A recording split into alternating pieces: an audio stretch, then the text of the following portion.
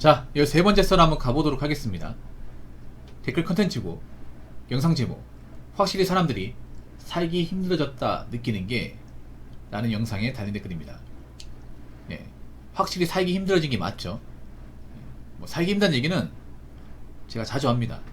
뭐 듣기 싫은 말일 수도 있는데, 근데 요즘에 좀 사람들 표정 보더라도 밝지 않죠. 걱정이 많은 것 같아요. 표정이 어두운 분도 계시고, 뭐 그럴 수밖에 없죠. 지금 대한민국 돌아가는 게 사실 표정을 안 좋아지게 만드는 것들밖에 없으니까. 앞으로도 좀 대한민국은 살기 팍팍할 겁니다. 매번 한 얘기지만 확실히 사람들이 보면 좀 걱정이 많아졌어요. 걱정이.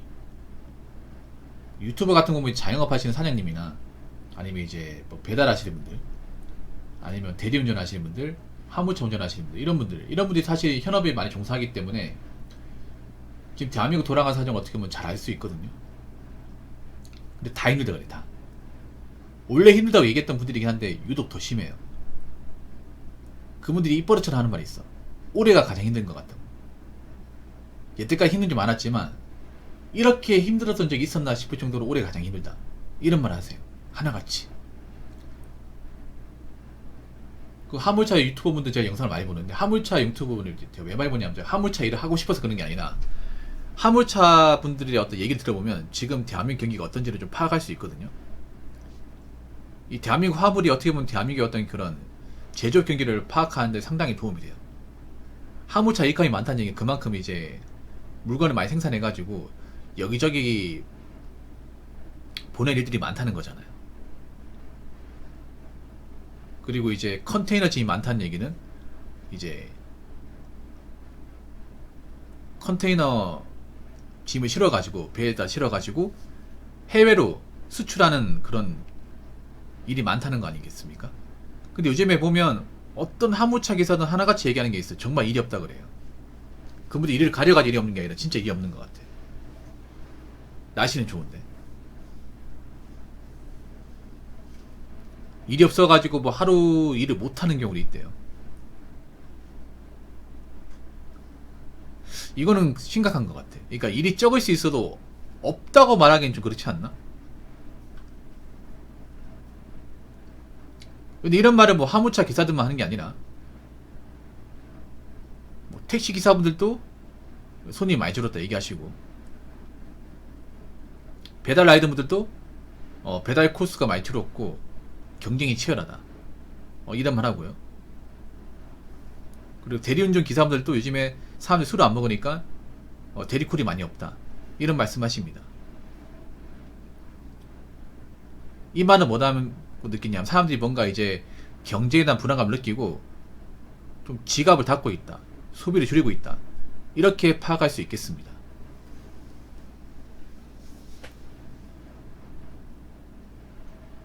그럴 수밖에 없지. 왜냐, 지금 뭔가 함부로 돈을 쓰기 굉장히 조심스럽습니다.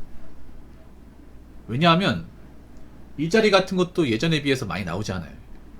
일자리들이 상당히 안 좋아졌습니다. 일단 대기업 일자리는 거의 없어요. 여러분도 아시겠지만 중견기업도 잘 안 나옵니다. 뭐 기껏해야 중소기업인데, 중소기업도 좋은 곳은 안 나와요. 사무직 같은 경우에도 이제 보면 정규 자리가 별로 많지 않습니다. 많이 줄었습니다. 사무직 이제 뽑는 그런 일자리 같은 거 보면 생각보다 많아진 게 계약직, 임시직, 파트타임, 아니 파견업체, 이런 식으로 뽑는 곳이 많아졌습니다. 쉽게 말해 정규직형이 많이 줄었다는 거예요. 많은 사람들이 정규직으로 들어가서 오래 일하고 싶은데 이제 그런 곳이 많이 줄었다는 겁니다. 그리고 알바 구하는 것도 많이 힘들다고 그래요. 이게 뭐겠어요? 정말 확실히 살기 힘들어졌다는 거겠죠. 근데 앞으로 더 힘들어집니다. 더. 이제 시작이에요. 이제 벌써 지치면 안 됩니다. 벌써 기브업 하시면 안 돼요. 이제 시작이니까. 점점 단계가 올라갑니다. 단계가 점점. 앞으로 양질의 입자리는 가면 갈수록 줄어들 거예요. 알바 자리도 점점 줄 거예요. 배달코도 제 생각에는 점점 줄지 않을까 생각을 해요. 그러면 정말 소수의 잘 나가는 사람들 제외하고는 애매한 분들은 살기 힘들어. 애매한 분들. 뭐 배달코스 줄고 뭐 화물 일이 줄어도 그 소수의 이제 좀 일을 잘 따르시는 분들은 어떻게 살거든요. 근데 애매한 분들 있어요. 애매한 분들. 애매하거나 아니면 밑에 있는 분들. 그런 분들 힘들죠 이게. 그리고 경기가 안 좋으면 누가 힘드냐? 돈 없는 사람인데 돈 없는 사람. 비 있는 사람들. 근데 지금 돈 없고 비 있는 사람들이 대한민국에 너무 많거든요. 비 있는 분들은 당장 가리지 않고 일을 해야 되는데 가리지 않고 일을 구하려고 해도 쉽지가 않아요 이게. 거기다가 뭐 대출금리 올라갈 가능성도 있고 물가가 올라가니까 작년같이 벌어가지고는 메꿀 수가 없는 거죠 어떻게 보면. 그래서 이 사항을 좀 진지하게 보셔야 돼요. 뭐 돈 좀 있는 분들이야 좀 여유 누리고 산다고 하지만 생각보다 돈 없고 잔고가 비어있는 분들 많이 있거든요. 너무 많아요 그런 분들이. 근데 그런 분들이 버틸 수 있겠냐고 앞으로. 믿을 구석이 없는데. 살기 힘들다 살기 빡세졌다 이런 말 하는 분들 앞으로 점점 많아질 겁니다. 점점 많아질 거예요.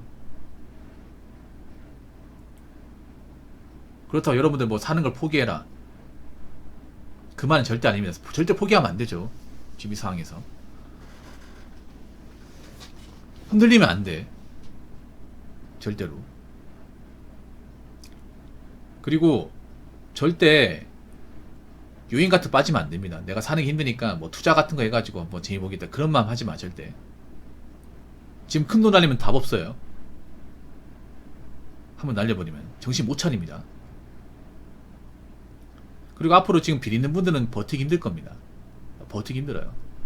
좀 큰 빚을 지신 분들은 정말 정신 차리고 정말 신기일전 해가지고 정말 빡세게 일하지 않는 이상 힘들 거예요.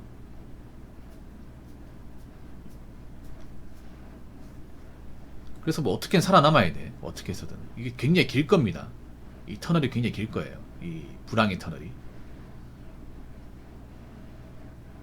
자, 댓글 한번 읽어보도록 하겠습니다. 우리나라 사람들 밥은 굶어도 자존심이랑 체면은 못 버립니다.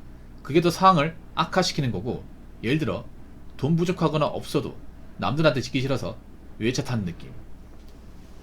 전 이거를 좀 더 다르게 잡아서 얘기하자면, 우리나라 사람들은 밥을 굶어도 자존심과 체면을 못 버리는 게 아니라 진짜 밥을 굶어본 적이 없습니다.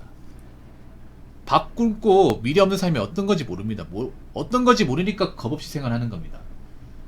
솔직히 말은 저렇게 하지만 진짜 밥 굶고 정말 인생의 사지에 내보낸 사람들 얼마나 있을까? 없습니다. 그러니까 한 번도 살면서 핀치에 몰린 적이 없으니까 어떻게 보면 좀 푸어짓 하는 겁니다. 안 그렇습니까 여러분? 지금 비투한 사람들도 그런 거예요. 한 번도 내가 인생에서 지하 땅굴 밑으로까지 내려가서 그 지하세계 어떤 건지 경험해본 적이 없으니까 겁도 없이 행동하는 겁니다. 만약 겪어봤으면 그 지옥 같은 불구덩이에서 정말 고생했으면 그렇게 안 살겠죠.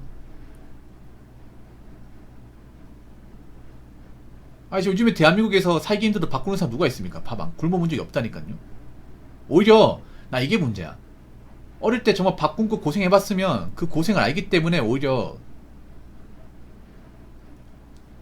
유행을 바라지 않습니다. 근데 한 번도 살면서 밥 굶어본 적도 없고 고생해본 적도 없고 부모님 보살핌에 나는 유복하게 자랐고 하고 싶은 거 마음대로 하고 자랐기 때문에 어떻게 보면 밥 굶고 수도 끊기고 전기 끊기고 길거리 나앉고 이런 삶이 어떤 건지 모르는 겁니다. 어떻게 사는 건지 감이 안 잡히는 겁니다. 생각해보세요. 밥 굶고 힘도 없고 삶의 의욕도 없는데 그깟 자존심 체면이 뭐 중요합니까? 안 그렇습니까? 예를 들어 이런 거지. 내가 외차 가지고 있어도 외차 굴리만한 내가 기름값도 없고 보험료도 못 내고요. 매달 나가는 차 월 할부금 이자도 못 내요. 월세도 밀려 있어. 그래서 내가 사는 그 원룸 건물 우편물 함을 보면 내가 그동안 못 내가지고 빨리 돈 내라고 독촉 영수증이 수북히 쌓여 있습니다. 그런 상황인데 그까지의 외제차 페라리 같은 차가 뭐가 중요합니까 이게. 어차피 내가 몰만한 기름도 없고요. 당장 내가 지금 밥을 사 먹어야 돼. 밥 사 먹을 돈도 없잖아. 사람이 여러분 이제 며칠 굶잖아요. 그러면 아무런 판단 못 합니다. 앞으로 이제 정말 이제 사는 게 힘들어져 가지고 정말 밥을 굶어야 되는 사람 생겨요, 여러분. 여러분들 뭐 한 끼는 굶어 봤을 거야. 하루 통으로 굶어 본 적 있어요? 하루만 굶은 사람이 있잖아요. 판단력이 흐려집니다. 아무 생각이 안 나. 머리가 안 돌아가. 여러분 잠깐 끼니 한 끼를 걸러도 머리가 핑 도는 게 되잖아요. 멘탈 조절도 안 되고 몸에 힘이 안 들어가고 말 안 나오고 그런 경우 누구나 하잖아요. 근데 한 끼가 아니라 하루 이틀 이렇게 굶으면 어떻게 돼요?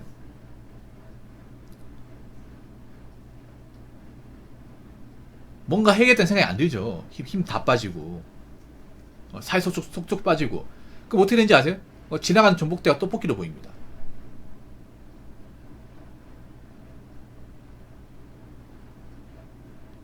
막 땅에 떨어진 거 막 주워 먹을 수도 있어요, 여러분. 진짜 정말 오랫동안 굶게 되면.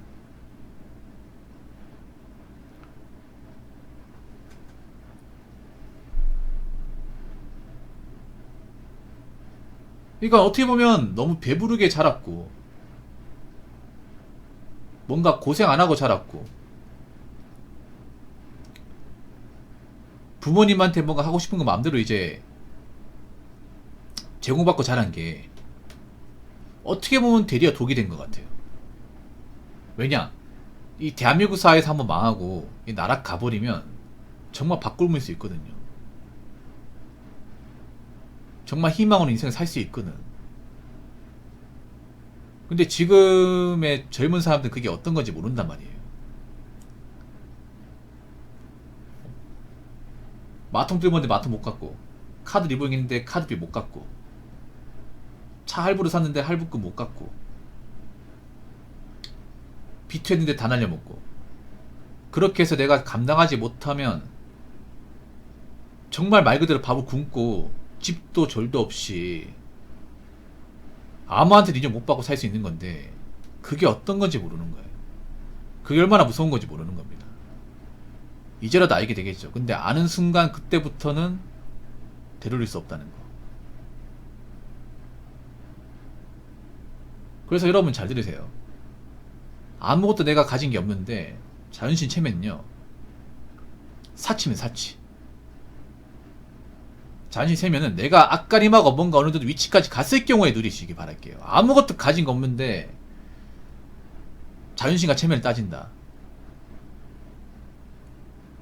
그럼 본인은 정상이 아닌 겁니다. 그러니까 여러분 자존심과 체면을 따지기 이전에 내 기본적인 앞가림과 내 삶에 대한 기본적인 메타인지는 꼭 하시기 바라겠습니다. 일단 사람이 먹고 살고 돈도 모으고 할 일 다 하고 어느 정도 안정화되면 그때 가서 자존심과 체면을 찾으시기 바랄게요. 자, 이상으로 13번째 썰 마치도록 하겠습니다.